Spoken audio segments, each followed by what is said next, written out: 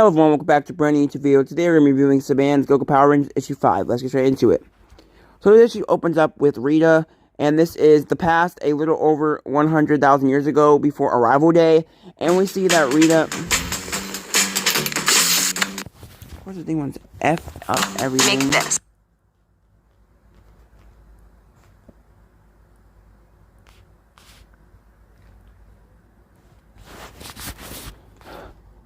Hello everyone, welcome back to brand new YouTube video. Today we're going to be reviewing Saban's Go Go Power Rangers issue 5. Let's get into it.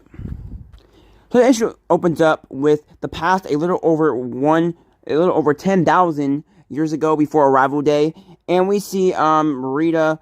Basically, it's Rita's home planet, and there's these monsters fighting, and there's this one monster that looks like a Megazord, which is not. It's just a regular monster fighting this other monster, and then the gray monster who's fighting the colorful monster cuts off the monster's helmet and then gives it to Rita. And then Rita's like, you didn't do good enough, and blasts the gray monster into splitterines. And we also find out here that Rita, everything she does is because she's working for Zed, her husband. Like Lord Zed, her husband. Then we see in the pocket dimension that the Rangers are training in their Zords. We see they're training in their Zords to get ready for future battles. So we see them in their Zords fighting, and then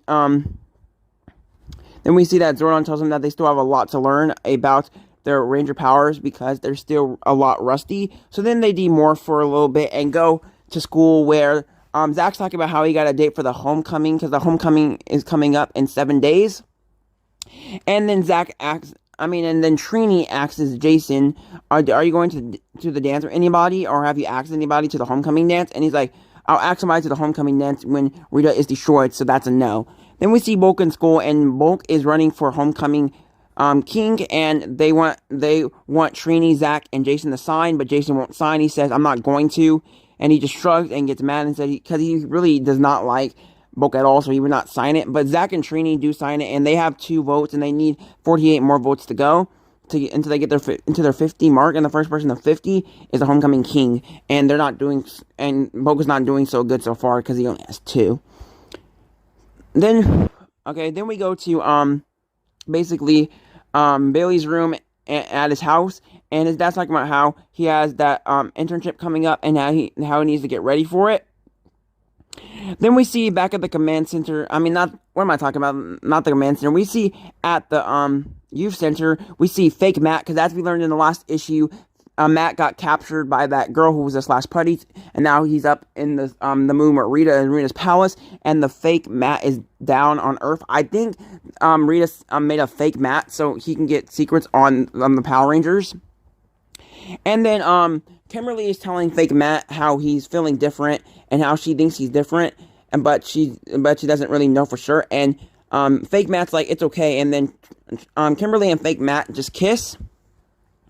And then basically we see Zach, Trini, and Jason going up to Matt and telling him how they're happy that he's out from the hospital, and how we hope he's okay and stuff. And then we go to Matt goes into the shadows, and then we see his half putty face, because this fake Matt is a putty. Then we go to back to the moon where Rita is looking down on fake Matt, and she's realizing that fake Matt is starting to look suspicious, and the Rangers are starting to figure out that he's not the real Matt. So the only way that the only way for them not to find out that he's fake is Rita wants fake Matt to separate and break up the team and make everybody mad at each other. So she goes over to the real Matt and gets a fake hologram of Kimberly to make it seem like she's talking to Matt, and then Matt is telling all the secrets he knows about the Rangers. So then we see back at the youth center, we see Jason basically training with fake Matt, and fake Matt and him are training, and then fake Matt goes to kick Jason for a training, and he's like, you almost got me, but actually fake Matt was actually really trying to hit Jason, but Jason dodged, so it wasn't training. Jason thought he was training, but fake Matt was actually trying to kill him.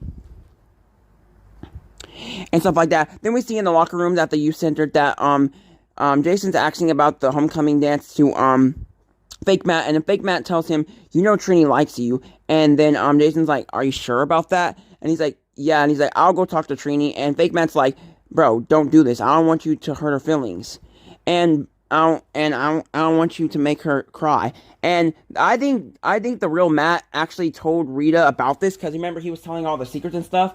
And I think the real Matt told Rita about this, and Fake Matt's telling Jason so that Jason can hurt Trini's feelings, and then Trini's all sad, and then everybody's mad and fights, and it break up the whole team. And I think that's what Rita's plan is. So then we see back at Angel Grove High School, we see Bulk he gets confronted by somebody who's running for homecoming queen, and if she wins as homecoming queen, Bulk will have to be homecoming king. So she wants Bulk to not be homecoming king. So she said, "I'll hurt you if you basically try to run for homecoming king." And Bulk thinks that's a joke, but she's being for real. Then we see back at the Pocket Dimension, the Rangers go back in there in their Zords for another training, and they're basically trying to hunt down Jason because he's the leader. So it's a 4 against 1, and Jason tracks them all down, and Jason goes to track them all down, and while he's tracking them all down, we see Kimberly talking to Trini about how if they found a date for Billy, because they want to find Billy a date so he can go to the homecoming. But then Billy's like, "I got a science TV show to watch that night, so I won't be able to go." And then they're all distracted. So then Jason can pull up in the Tyrannosaurus Zord and attack them, and he uses all his powers to defeat them, and their Zords are put down. And then Jason gets out of his Zord, and they all get out of their Zord and take off their helmet, and Jason's mad that they were talking about some homecoming thing during a training, and he's telling them how they should be distracted, and that they shouldn't talk about friendship stuff while they're training, because once they became part of this team, they don't have friends, they only have teammates. And then we see that and basically, he's getting all irritated and stuff about this. And this has another thing to do with Trini liking Jason, because he feels like that they shouldn't be friends. They should just be teammates and not worry about stuff when they're training. And this is making Rita really happy, because what the Fake Matt told Jason is really getting to his head. And that's where the issue continues when Jason puts on his Red Ranger helmet. And that was a really, I wouldn't say amazing issue, but it was really good. But was it amazing? I like the 4th issue better than this one, but this is better than the 3rd issue, and it's better than the 2nd issue, but the 1st issue is still better than all the other issues, because I just love the 1st issue. It's an amazing issue, and I don't know what can beat this issue. This issue, okay, so the only thing I didn't like is that Jason was mad for most of the issue. Really irritated me, but it was still okay. But the learning about the Fake Matt, more about the Fake Matt, and more about Billy, and more about the homecoming thing, and how there's going to be a homecoming dance in the future of these comics is amazing, guys. Hope you guys enjoyed the video. Like, comment, share, subscribe, and if you love, goodbye.